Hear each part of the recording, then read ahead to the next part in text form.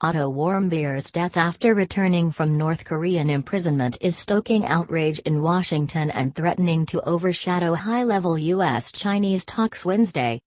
President Donald Trump has been counting on China to use its economic leverage with Kim Jong-un's totalitarian government as American concern grows over North Korea's acceleration toward having a nuclear-tipped missile that can strike the U.S. mainland. Top U.S. and Chinese diplomats and defense chiefs are meeting in the U.S. Capitol for security talks, and North Korea will get top billing, according to Susan Thornton, the senior U.S. diplomat for East Asia. The two world powers are trying to build on positive momentum created when Trump and Chinese President Xi Jinping met in Florida in April, she said. Wednesday's discussions replace a sprawling strategic and economic dialogue held annually under the Obama administration.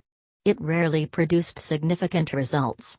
This year's edition separates out the security aspects, and Secretary of State Rex Tillerson and Secretary of Defense Jim Mattis are hosting Chinese Foreign Policy Chief Yang Jiechi and General Feng Fenghui, Chief of the People's Liberation Army's Joint Staff Department.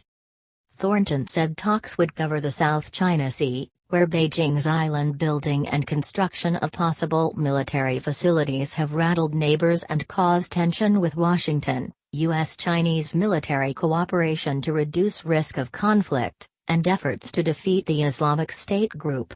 Divisive trade issues will be tackled separately at a later date.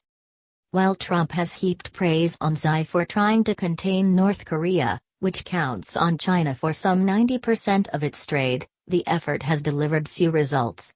Trump appeared to acknowledge as much in a tweet Wednesday, a day after Warmbier's death. While I greatly appreciate the efforts of President Xi and China to help with North Korea, it has not worked out. At least, I know China tried. Trump wrote. No cause of death has been determined for Warmbier, 22. Who was detained for nearly a year and a half in North Korea before being sent home in a coma last week.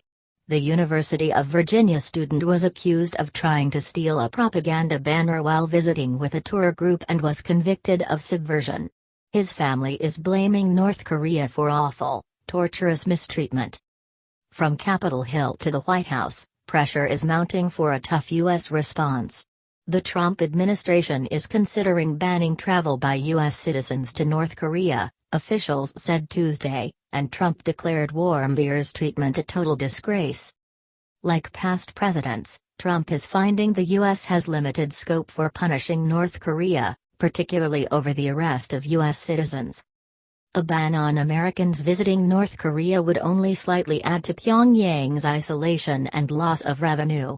The route to inflicting significant economic pain on Kim's government remains through China. Thornton said the U.S. will be seeking concrete cooperation with China on getting North Korea to abandon its nuclear and missile programs and return to negotiations. Such talks are a seemingly distant goal since Kim is believed to see his weapons of mass destruction as a guarantee against invasion.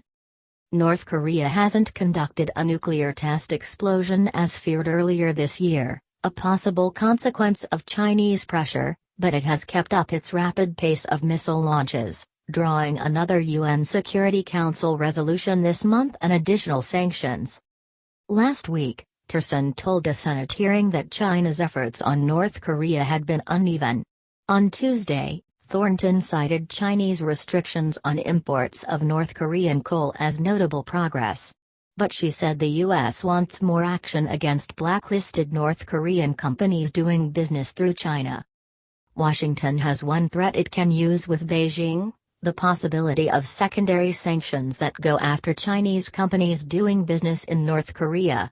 Such a move risks fraying relations between the world's two biggest economies.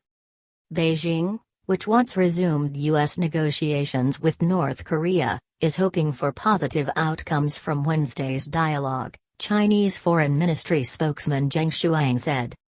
AP. Share this. Click to